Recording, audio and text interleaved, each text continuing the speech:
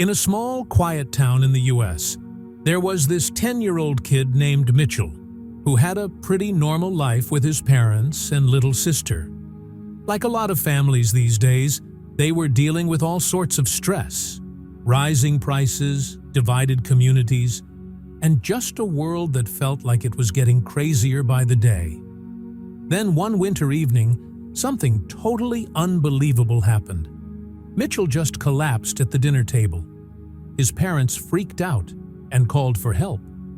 As he lay there, not moving, and with no heartbeat, doctors rushed in to try and save him. But he was gone for nearly 10 minutes. Mitchell was clinically dead. But in those minutes, he experienced something so deep that it would change everything for his family and beyond. He came back with a chilling yet hopeful message straight from Jesus. A warning about what was coming in 2025, a glimpse into the future, and a lesson on how people can turn things around before it's too late. When Mitchell finally started to remember after his collapse, the first thing he felt was this weightless floating sensation. He was above his own body, looking down at himself, lying still on the floor, and it sent chills through him. He could hear his mom crying, his dad frantically calling for help, and his little sister whispering the prayers she learned in Sunday school. But he didn't feel scared or in pain. Instead, there was this calm that he couldn't really put into words. The world around him felt distant and muffled, like he had been lifted into a totally different realm. He could see his parents kneeling next to him, tears streaming down their faces, but he couldn't reach out to them. It was like something gentle yet firm was pulling him upwards.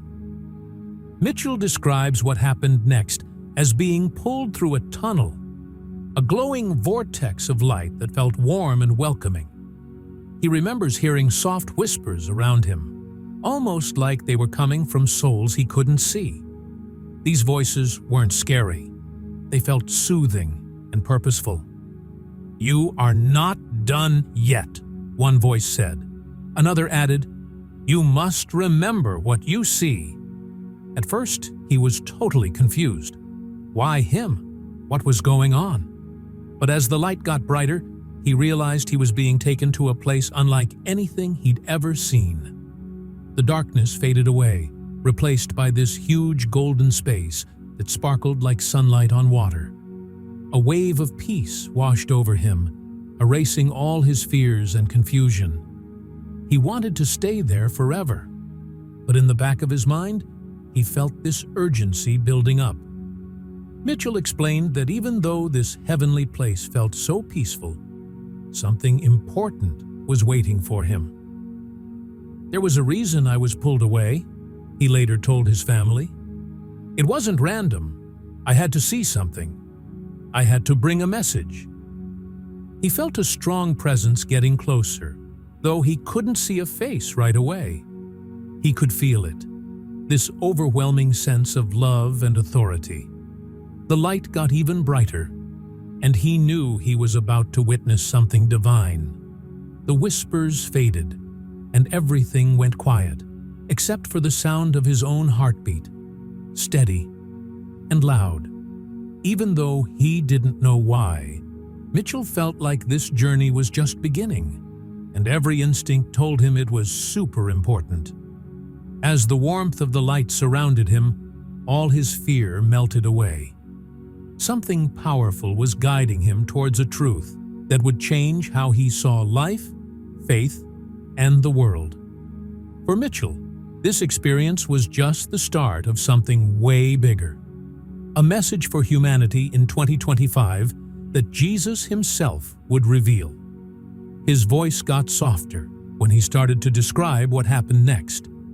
After coming out of the tunnel of light, he found himself in a stunning place that could only be called heaven. Golden clouds floated gently beneath his feet, and the air shimmered with this otherworldly glow. The sky was bright and seemed to stretch on forever, but it felt so light, like it had no weight at all. Every breath he took filled him with this incredible sense of peace and happiness that he had never experienced before. It felt like he belonged there, Mitchell said. It was home. As he stood there, taking in the beauty around him, he spotted someone walking toward him. At first, the light around this person was so bright that he couldn't see any details. But as the figure got closer, he realized it was Jesus. Jesus looked both humble and powerful, wearing these flowing white robes and shining with a pure light that made Mitchell squint. But even though Jesus had this overwhelming presence, Mitchell felt nothing but love, not a hint of fear. Jesus smiled at him warmly and spoke in a voice that was both strong and gentle. "Mitchell, my child," he said, "you're here because you've been chosen to share an important message." Jesus put his hand on Mitchell's shoulder, and suddenly, visions started to swirl around him. Mitchell saw images of Earth, cities, forests, oceans, but something was off. There were fires raging, floods destroying towns, and people were fighting. It was heartbreaking, and Mitchell couldn't help but cry. "Why are you showing me this?" he asked. "Jesus," he said, "these are glimpses of a world that's forgotten love, faith, and unity. But there's still time. You need to tell them to get ready, to turn their hearts back to God and to each other. Only through faith, kindness, and forgiveness can they face what's coming." Mitchell nodded, even though his heart felt heavy. Jesus reassured him, "Don't be afraid. You're never alone. I'm always with you." Before he left, Jesus placed his hand over Mitchell's heart, and warmth spread throughout his body. He felt renewed, strong, and ready to go back, no matter how tough it would be to share what he had seen. The visions Jesus showed him were nothing like he had ever imagined. Cities that were once full of life looked dark and abandoned. Buildings were falling apart, streets were flooded, and people were running for cover from powerful storms. Fires raged in places Mitchell recognized, familiar states and cities across the U.S. In one vision, he saw a massive hurricane tearing through the southern states, wrecking entire communities. In another, he watched as a wildfire devoured forests and homes. Families were crying for help, their faces filled with fear. Jesus explained that these challenges weren't punishments, they were wake-up calls. It's time to reconnect with faith, unity, and kindness, he said. Mitchell also saw people turning against each other, spreading anger and hatred instead of love. It was a warning that society's biggest threat wasn't out there, but within. People have forgotten what really matters, Jesus said, but they can still change. After witnessing those heartbreaking visions of the future, Mitchell felt overwhelmed with sadness and fear. He turned to Jesus and asked, "Is it too late? Can we change what's coming?" Jesus' expression softened, and he placed a hand on Mitchell's shoulder, speaking gently with compassion and hope. "Know this, my child, it's not too late," he said. "Every challenge you've seen can be overcome. Redemption is always possible for those who seek it." At that moment, Mitchell saw a new set of visions, this time filled with light and hope. He saw communities coming together after the storms had passed, rebuilding homes, helping each other, and praying as one. Neighbors who had once been strangers embraced like family. People started sharing what they had: food, shelter, kindness, and miracles began to happen all around them. In one scene, a family who had lost everything in a fire stood hand in hand, surrounded by others offering food and warmth. Even after their loss, they smiled, grateful for the love surrounding them. Jesus explained, "This is the power of unity. Love is the cure for fear, and faith is the way to salvation. Mitchell saw hospitals where once sick patients began to heal in miraculous ways. Doctors and nurses prayed before surgeries, and the results amazed everyone. In another vision, communities gathered in fields to pray together under the sky. As they prayed, dark clouds parted and sunlight poured down, bringing a sense of renewal to the land. Prayer is powerful, Jesus said. It opens hearts, changes vibes, and brings in miracles. He also showed Mitchell people who had turned their lives around. Those who were once filled with anger or hopelessness found peace through faith and forgiveness. Former enemies became friends, families made up after years of fighting, and folks who felt lost discovered a new purpose. Jesus urged that everyone has the power to heal not just themselves, but the whole world through love, kindness, and forgiveness. They can create a new future. Mitchell realized that the visions of destruction weren't a punishment, but more like a test, a nudge for humanity to change its ways. Jesus explained that the storms, fires, and conflicts were chances for growth and transformation. Adversity shows the strength of the human spirit, he said. It's in the darkest times that people can really shine. Finally, Jesus reminded Mitchell how crucial personal faith is. Each person needs to look inward and reconnect with Him. Faith doesn't mean life will be easy, but it gives you the strength to get through tough times, to rise above, and to bring light into the darkness. As the final vision faded, Mitchell felt a deep sense of peace and hope. The world could change. People could overcome their challenges. The future wasn't set in stone. It was shaped by the choices we make. Jesus smiled at Mitchell and said, "Share this message with courage and love. Remind them I'm always with them." Mitchell felt the warmth of those words wrap around him like a shield, giving him the strength to head back. But when the visions ended, he felt torn. Heaven felt like home, a place of peace, light, and endless love. He didn't want to leave, but deep down he knew his purpose wasn't complete yet. With tears in his eyes, he turned to Jesus and asked, "Do I have to go back?" Jesus smiled kindly and said, "Your time here isn't done. The world needs you, Mitchell. You're my messenger. Share what you've seen and don't be afraid." Mitchell took one last look at the beauty of heaven and heard the faint sound of angels singing a melody so pure it felt like it was healing his soul. Jesus placed his hand over Mitchell's heart, and warmth surged through him. "You'll remember everything I said when you return. You'll carry my love with you, even when the world doubts you. I'll guide you. You're not alone." Mitchell nodded. It was the hardest thing he had ever done. As Jesus stepped back, he felt himself gently pulled away from that golden realm. The light around him faded, replaced by a heavy feeling. The voices and songs grew faint until there was silence. Then, Mitchell felt a jolt. His body filled with air, his lungs gasped for breath, and he woke up to frantic voices and beeping machines. Doctors surrounded him, stunned and amazed. "He's back!" one of them cried. His mom hugged him tightly, tears streaming down her face. Mitchell looked around the hospital room, disoriented but calm.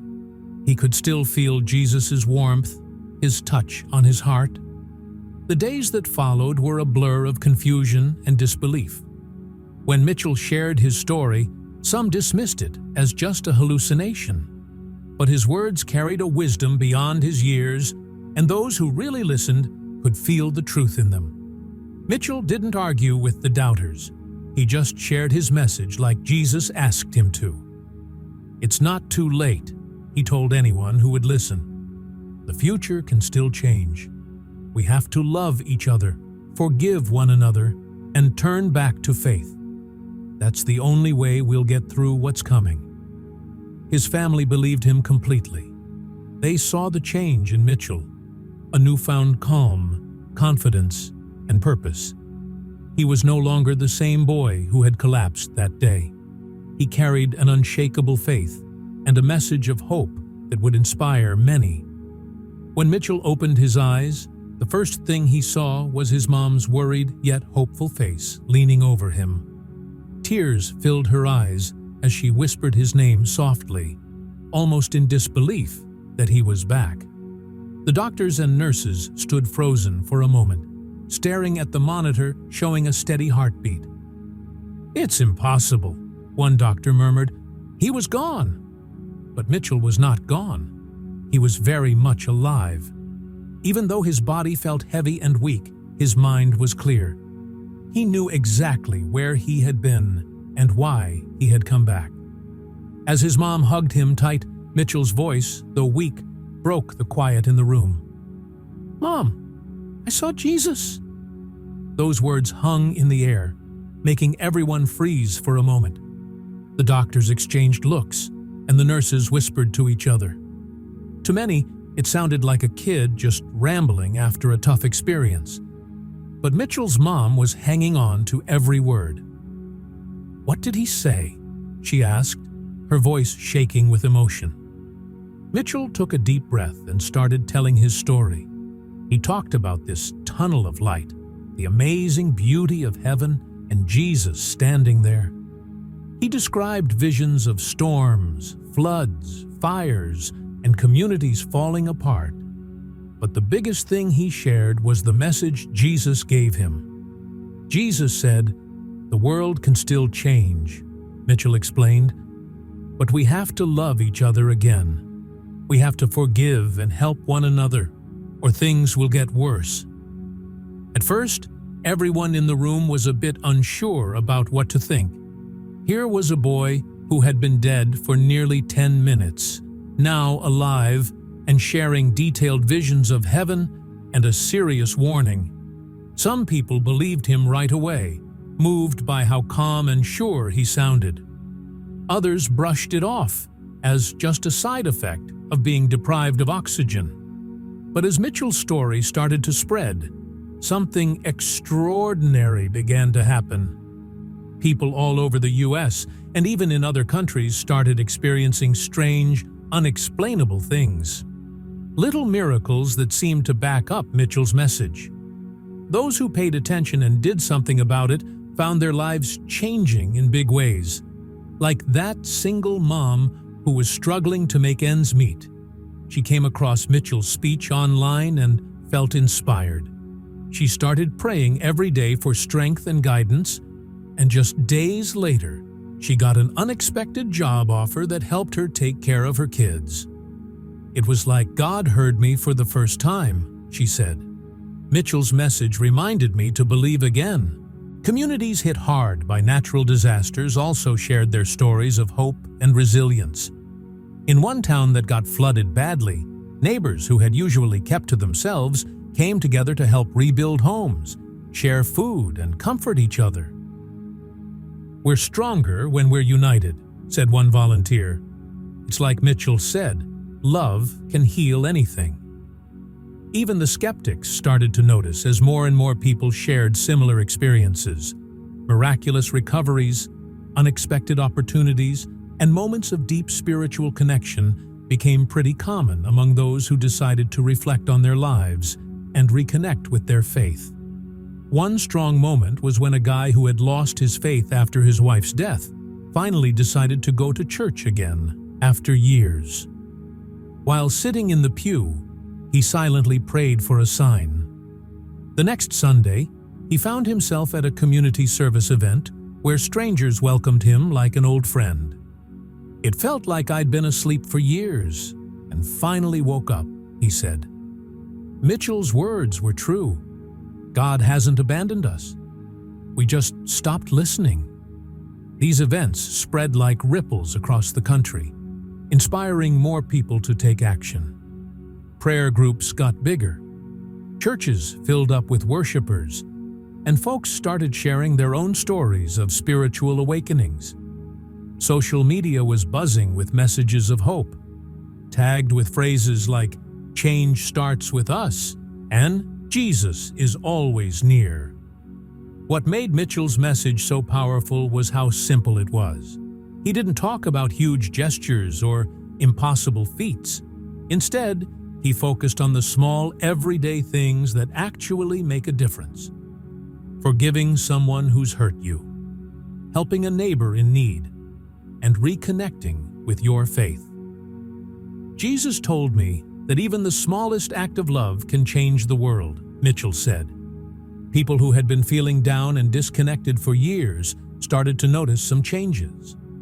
Families that were torn apart by anger and resentment began to come back together. Individuals caught in cycles of fear and negativity found some peace. The miracles weren't always huge, but they were definitely real. Even those who were skeptical couldn't overlook how Mitchell's story was affecting people. Reporters, scientists, and theologians tried to figure out what happened, but no one could argue with the positive changes in people's lives. Whether you believe in heaven or not, you can't deny the hope this kid has given to people, one journalist said. Mitchell stayed humble through it all, always redirecting the attention back to Jesus. "This isn't about me," he'd say. "It's about all of us coming together. Jesus gave us a second chance, and it's up to us to make the most of it." The signs and miracles that followed Mitchell's return were hard to ignore. They showed that his message was more than just a story. It was a call to action. People who chose to listen and believe found themselves transformed, with renewed faith and hearts full of hope. As one pastor put it, Mitchell reminded us of something we all knew deep down, but had forgotten. Love is stronger than fear, and faith can move mountains.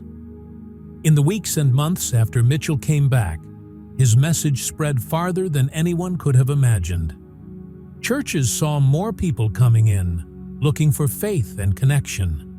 Communities that used to be divided started working together to make positive changes. Mitchell's words sparked a movement of hope, unity, and action. For Mitchell's family, this whole experience felt like a miracle and a big responsibility. His parents, who had been crushed by grief during his collapse, now saw their son as a messenger of God's love. They watched in amazement as this quiet, ordinary boy spoke with a wisdom and confidence that felt divine. Mitchell's story became a symbol of hope in a world that often feels uncertain. His message reached all kinds of people, rich and poor, young and old, believers and non-believers. He didn't speak to judge or divide, he spoke to inspire. Jesus loves everyone, Mitchell would remind people. It doesn't matter who you are or where you come from. He's just waiting for you to turn back to him. The impact of Mitchell's message was huge. Schools started teaching kindness and empathy as important values. Families began to prioritize spending time together, focusing on love and forgiveness. Communities organized volunteer efforts, helping those in need and supporting each other through tough times. But Mitchell's message faced some challenges too. Some people doubted him, brushing off his experience as just a kid's imagination. Others mocked his visions, calling them fear-mongering. But Mitchell never backed down. He kept repeating the words Jesus had shared with him. "Do not be afraid. Love one another, and I will be with you." As time went on, people started to see the truth in Mitchell's warnings and the hope in his message. The storms he had talked about, the natural disasters, the conflicts, and the uncertainty began to happen in ways that were hard to ignore. Yet, those who listened and prepared found themselves stronger and more united. Mitchell's story became a legacy, a reminder that no matter how dark things get, there's always a light to guide us. His message was clear: the future isn't set in stone. We have the power to change it, but we need to start now. People all over the country and around the world began sharing his words, spreading love and faith like an unstoppable flame. "Hope isn't lost," one woman said. "We just have to believe in it again."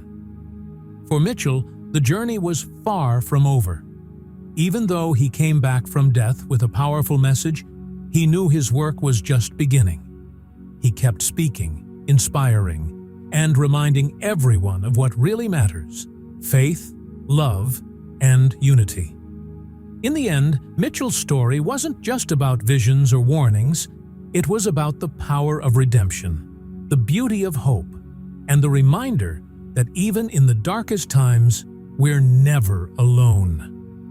Jesus' words resonated in the hearts of everyone who listened. "Love one another, and I will be with you always."